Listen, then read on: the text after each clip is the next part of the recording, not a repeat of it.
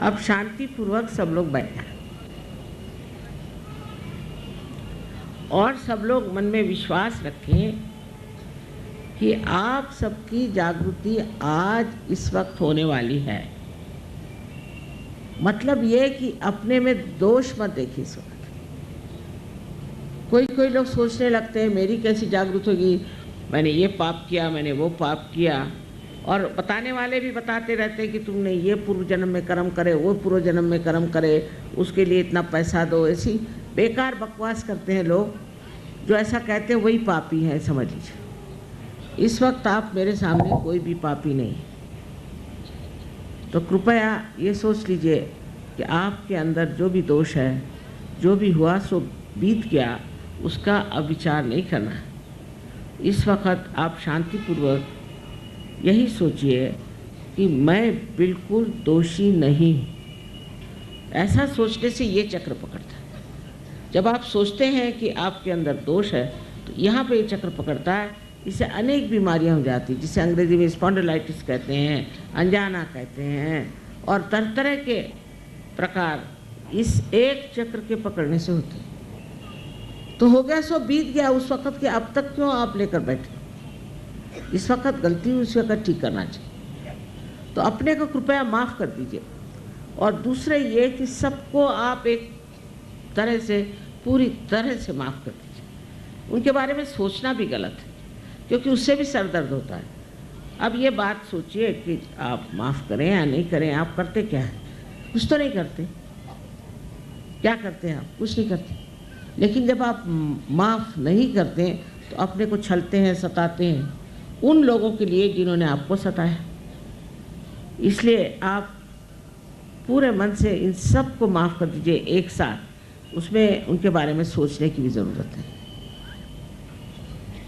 बाकी आप लोग तो एक बड़े पवित्र देश में रह रहे हैं, तो अपने इस धरती माता की पवित्रता को देखते हुए और उसका अंदाज़ रखते हुए आप लोग कृपया दोनों हाथ मेरी ओर इस तरह से करें। सब लोग थोड़ा ऊपर इस तरह से, दोनों हाथ इस तरह से, क्योंकि ये जो 5 उंगलियां हैं और 6 और 7 और 5, 6 और 7 ये हमारे चक्रों के संकेत।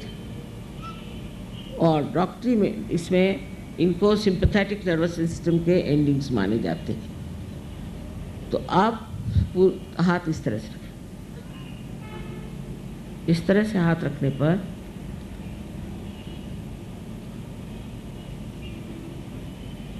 चाहे तो आप चश्मा निकाल लें, कोई ज़रूरी नहीं। अब आप मेरी ओर राइट हैंड रखें इस तरह से और सर झुका लें, और ये देखें कि ब्रह्मरंध्र से, जिसे कि हम तालु कहते हैं, जो कि एक स्निग्ध सा हिस्सा हमारे सर में बचपन में होता है, उसके ऊपर अधांध्र अपना लेफ्ट हैंड रखें, सर झुका के देखें और देखिए कि आप ही के अंदर से कुछ ठंडी या गर्म हवा जैसी चैतन्य की लहरियां आ रही हैं क्या? देखिए, आदि शंकराचार्य ने कहा था इसका वर्णन सलीलम सलीलम, ठंडी ठंडी हवा।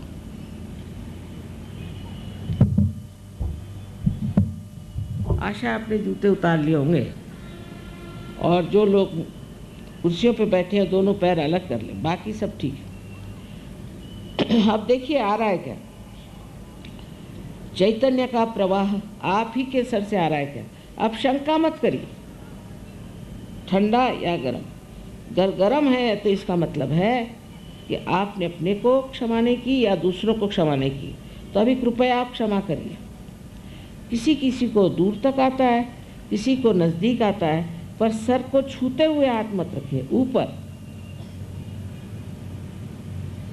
अब आप लेफ्ट हैंड मेरी ओर और फिर से सर झुका के राइट हैंड से देखें कि आपके तालु भाग से कुछ ठंडी या गरम गरम हवा आ रही है। मुझे तो लगता है, बहुतों को ये लगता है कि आप दोषी हैं, इसलिए भी गरम हवा आ रही है। कृपया ये सोचना बंद करिए।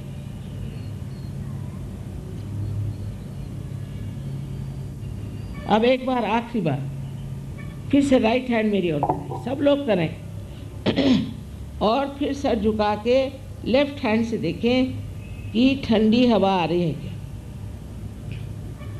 बहुत से लोग बेकार बातें करते हैं कि कुंडलिनी जागरण से ये होता है, कुछ नहीं होता। आराम मिलता है, तकलीफ़ें जाती हैं, बीमारियां जाती हैं, मानसिक शांति मिलती है, अनेक विध शक्तियां जागृत होती हैं। ये सब इसलिए कहते हैं क्योंकि उनको जागृति आती नहीं है। हाँ,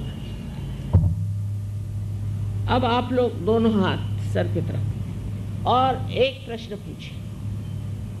3 बार एक प्रश्न पूछें कि माँ, क्या ये परम चैतन्य है? क्या ये ब्रह्म चैतन्य है? मुझे माँ कहिए, श्री माता जी कहिए। मन में पूछिए 3 बार प्रश्न।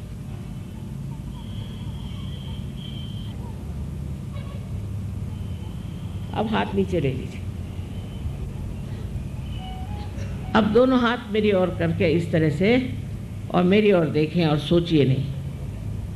मेरी ओर देखिए और सोचिए नहीं।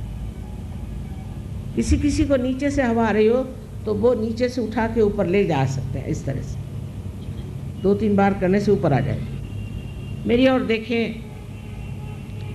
विचार से परे, माने विचार न करें, वो कर सकते हैं। इस तरह से आप अपने मन से परे उठते हैं और आपके अंदर निर्विचार समाधि स्थापित हो गई। कितने जल्दी हो गई, इसका कारण है ये कलयुग का जोर। हर चीज़ यहाँ जल्दी होती है।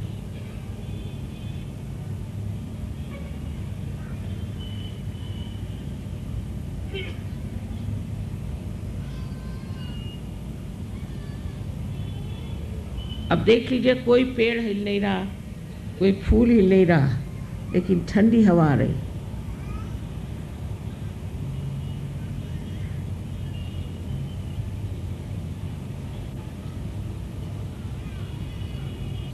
पर जो चीज़ आसानी से मिलती है उसका महत्व हम लोग समझते नहीं। इसलिए अब आप अंकुरित हो गए और इस अंकुर का आपको वृक्ष बनाना ही पड़ेगा। यह आपका कर्तव्य है अपने प्रति। और जब ये बनेगा तो आप भी हज़ारों को ठीक कर सकते हैं, यहाँ की दुर्दशा ठीक कर सकते हैं, सब में परिवर्तन ला सकते हैं। ये आपकी जिम्मेदारी हो जाती है। आप सबको मेरा अनंत आशीर्वाद, अनंत आशीर्वाद।